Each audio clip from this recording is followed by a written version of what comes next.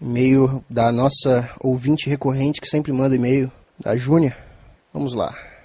Fiquei umas 2 horas pensando se ia ou não mandar esta merda. Em 2013, eu já estava no ensino médio em outra escola, longe das poucas pessoas que gostavam de mim, que eram meus amigos, e perto de todas as pessoas que foderam com minha infância, que agora já eram jovens, mas que nas minhas lembranças ainda eram aquelas crianças das quais eu não conseguia olhar por ter medo.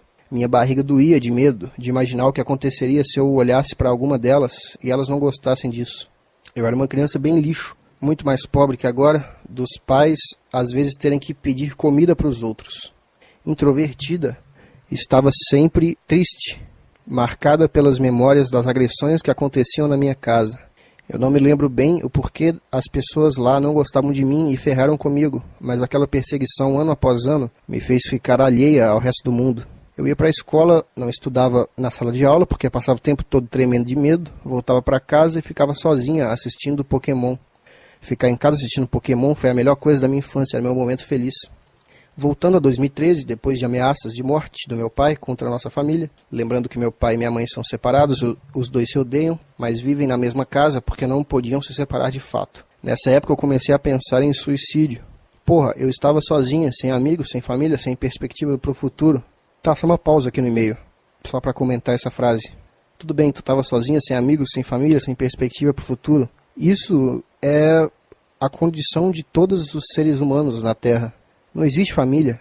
Existe 2 animais que fizeram sexo sem camisinha e sem querer nasceu você, assim como nasceu eu, nasceu qualquer pessoa que está viva agora. Ninguém tem amigo também. Uma pessoa que você considera seu amigo é só um outro animal que você emite som para ele, no ouvido dele, e ele emite outro som no teu ouvido, que você acha que você pode ficar perto dele ali, fisicamente. Mas que um dia você vai ver, nenhum amigo dura, todo amigo some depois, é uma pessoa desconhecida. É um animal também que pensa, que tem um cérebro igual ao teu, que vai morrer daqui a pouco também. Perspectiva para o futuro, adivinha, caixão, não existe perspectiva para o futuro. É isso que eu falo. Ninguém tem, vocês precisam parar, não estou falando vocês precisam parar como se eu fosse seus chefes, assim, mas eu estou falando, vai diminuir muito o sofrimento se vocês pararem de achar que estar sozinho, sem amigos e sem família é um problema. Isso não é um problema, isso é a condição natural de qualquer ser humano que está vivo na Terra. O resto é ilusão, isso é o real, o resto é fingimento. Voltando ao e-mail. Com medo do meu pai me matar, eu fiz o que se pode chamar de loucura. Conversava com um cara há algumas semanas, e ele morava em São Paulo. Contei a ele sobre meu receio de continuar em casa, porque se realmente acontecesse algo, não seria algo indolor.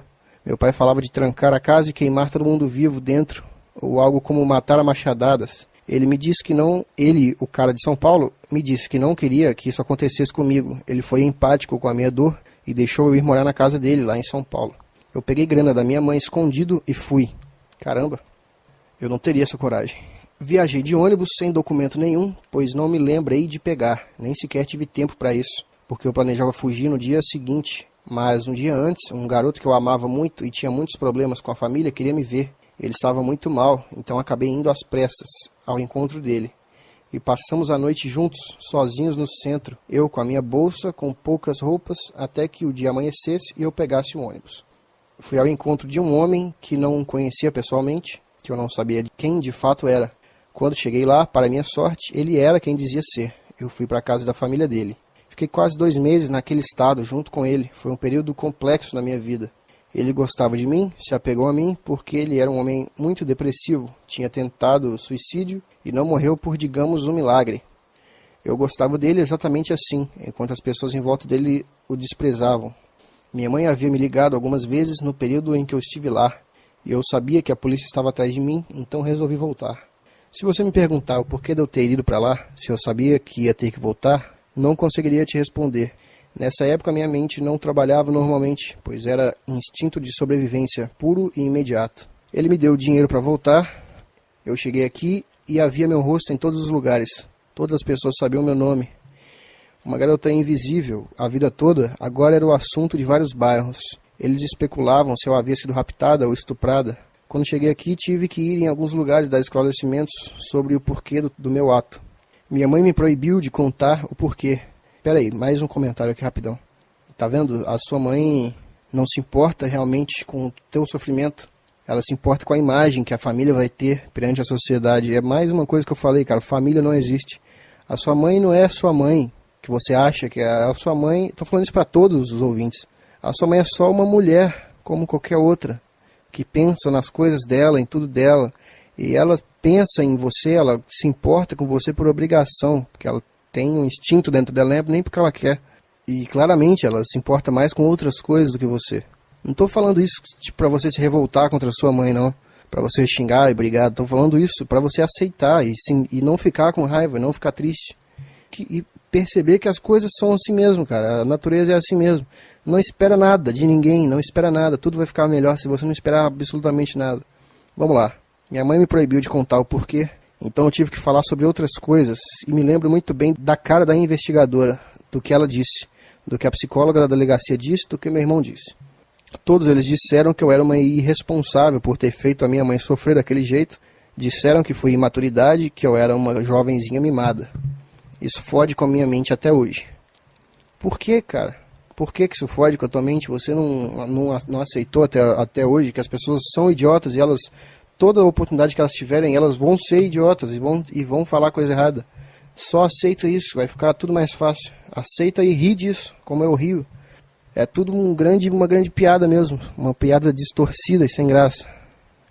Lembro que a última vez que conversei com um homem de São Paulo, ele me disse que tinha perdido 12 quilos. A questão é que ele já estava abaixo do peso na época e que eu estava lá. Ele tinha alguma doença que impedia ele de ganhar peso e a minha ida fez ele ficar em um estado deprimente. Lembro que no meu último dia em São Paulo eu sonhei que meu pai tentava me matar e acordei chorando, sem ter certeza do que fazer. Se eu voltava para casa ou me matava, porque lá não poderia ficar, pois as pessoas que me ajudaram seriam presas. Tem vários detalhes que gostaria de contar, mas não encontro ânimo para isso agora. Essa parte da minha vida me faz muito mal. Acho que esse e-mail é mais um desabafo mesmo. Obrigada pelos podcasts. Sempre quando estou muito mal, coloco algum para ouvir de novo e me sinto melhor. Este negócio é um conforto para mim. Também me sinto confortável para contar esse tipo de coisa aqui.